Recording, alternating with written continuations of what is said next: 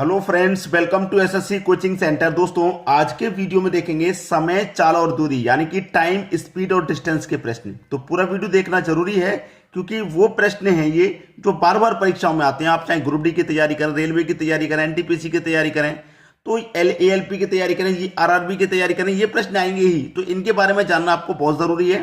पूरा वीडियो देखिएगा। चलिए स्टार्ट करते हैं। पहला प्रश्न है, एक कार की गति 54 किलोमीटर प्रति घंटा है, इसकी गति मीटर प्रति सेकंड में बताओ।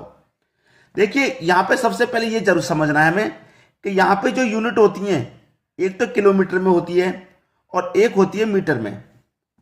अब किलोमीटर तो आप जानते हैं बड़ी यूनिट है, इसको अगर मैं मीटर में चेंज करूं छोटी यूनिट में, यानी कि किलोमीटर से मैं मीटर में चेंज कर रहा हूं, छोटी यूनिट में चेंज कर रहा हूं, तो छोटी संख्या ऊपर आती है, यानी कि 5 बटे में आता 18। इससे गुना कर देते हैं। अगर मैं मीटर से बड़ी यूनिट में चेंज करूंगा, बड़ी यूनिट यानी कि किलोमीटर में चेंज करूंगा, छोटी से बड़ी में किलोमीटर में, बड़ी में चेंज करूंगा तो बड़ी संख्या ऊपर आ जाएगी, 18 बटे में 5 आ जाएगा। चेंज करने के लिए इससे गुना कर देते हैं। छोटी में चेंज करूंगा इससे गुना, बड़ी में चेंज करूंगा इससे गुना। अब जैसे कि मेरे पास यहां पर है जो चाल है, मेरे पास किलोमीटर प्रति घंटे में 54 किलोमीटर प्रति घंटे में मेरे पास चाल है। अब पूछ किस में रहा है? मीटर पर सेकंड में। छोटी यूनिट में पूछ रहा है, मीटर में पूछ रहा है, किलोमीटर से मीटर में पूछ रहा है, छोटी में पूछ रहा है। तो छोटी में पूछ रहा है तो छोटी संख्या ऊपर कितने से गुना कर देंगे? 5 बट्टे 18 से यहां पे गुना कर देंगे। 18 त्रिक 54, 3 पंजे 15। ठीक है, तो क्या आंसर आ जाएगा?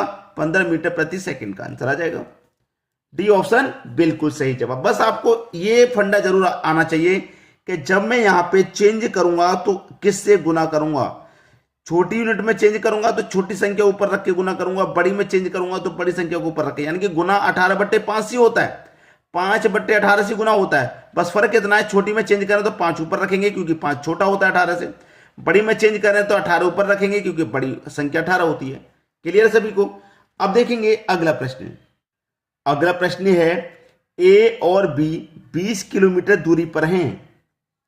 ए और बी 20 किलोमीटर की दूरी पे हैं, 20 किलोमीटर। ठीक है, ए 4 किलोमीटर प्रति घंटा और बी 6 किलोमीटर प्रति घंटा की गति से चल सकता है।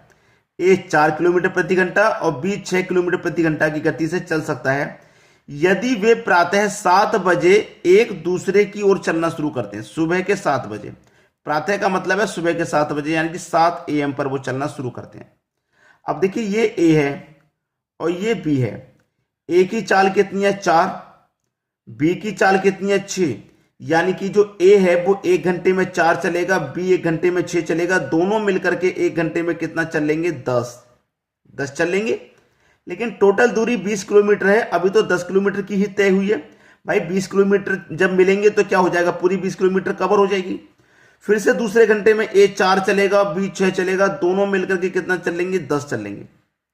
अब 10 और 10 कितना हो गया? 20। तो पूरी 20 किलोमीटर की दूरी कवर हो गई और ये दोनों आपस में मिल चुके। तो क्या है, कितना समय लगा? 1 घंटे का समय तो ये लगा, 1 घंटे का समय ये लगा, 2 घंटे का समय लगा। अब 7 बजे चलना शुरू किया था, 2 घंटे लग गए, तो कितने बजे मिलेंगे?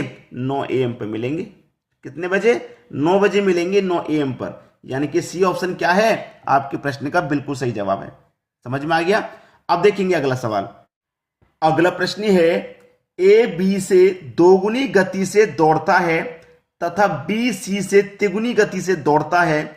सी द्वारा 72 मिनट में तय की गई दूरी को तय करने में ए को कितना समय लगेगा? 3 व्यक्ति हैं, ए, बी और सी। ठीक है, अब यहां पर इनको दे रखा है गति का अनुपात। ए बी से दोगुनी गति से दौड़ता है, जो ए है वो बी से दोगुनी गति से दौड़ रहा है, तथा बी सी से तिगुनी गति से दौड़ रहा है। जो बी है वो सी से भी तिगुनी गति से, जो बी है वो सी से 3 गुना गति। अगर सी की गति 1 होगी तो इससे इसकी कितनी है? 3 गुना, तो 3 हो जाएगी। और ए बी से दोगुनी गति से जोड़ रहा है, जो ए है वो बी से 2 गुना है, तो 6 हो जाएगी 2 गुना। ये क्या है? स्पीड का अनुपात। स्पीड मतलब चाल का अनुपात है।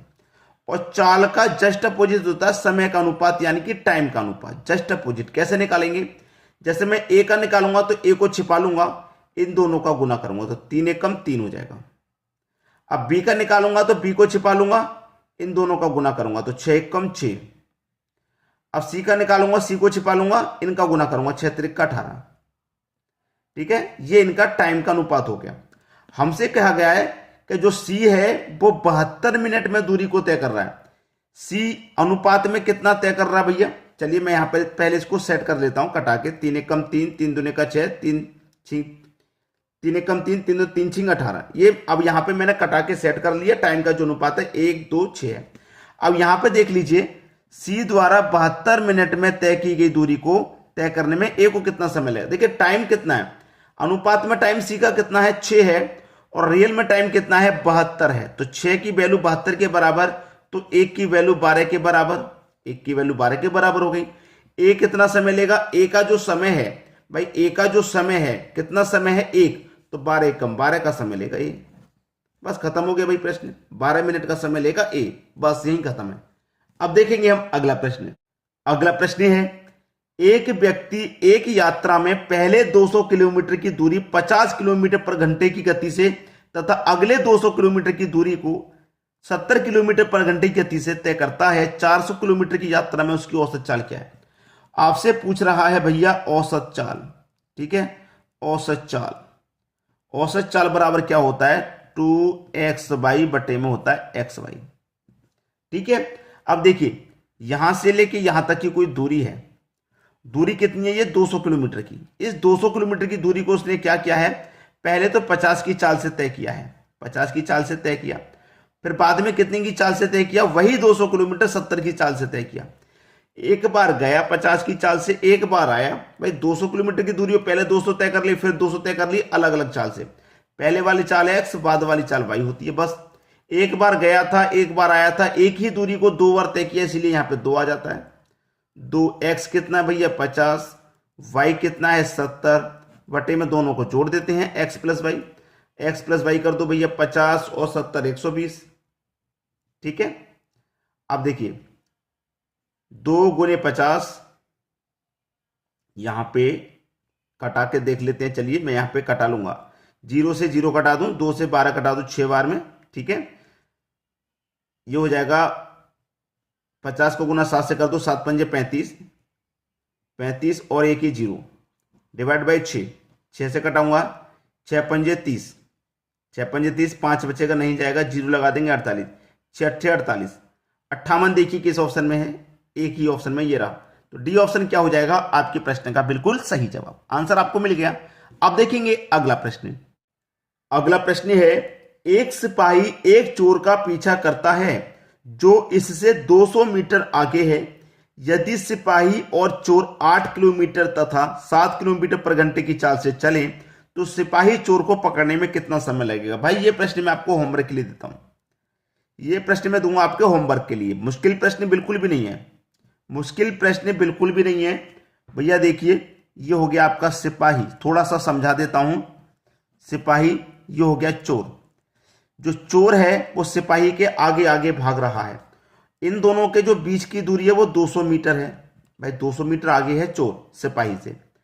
अब यहां पे हमें चोर की और सिपाही की दोनों की चाल है। सिपाही की चाल 8 किलोमीटर और चोर की चाल 7 किलोमीटर। ठीक है भैया, ये 8 किलोमीटर प्रति घंटा है, ये 7 किलोमीटर प्रति घंटा है। अब देखिए सिपाही की चाल अधिक है चोर से, तो अधिक है तो इसका मतलब पकड़ ही लेगा कभी ना कभी। ठीक है, पकड़ लेगा कि नहीं पकड़ लेगा? बिल्कुल पकड़ लेगा। अब इस प्रश्न में कोई बचा है क्या? कुछ भी नहीं बचा। अब तो मैंने सारी हिंट आपको दे दी। अब आप मुझे कमेंट करके बताइएगा कि इस प्रश्न का आंसर क्या आएगा। ठीक है दोस्तों, धन्यवाद।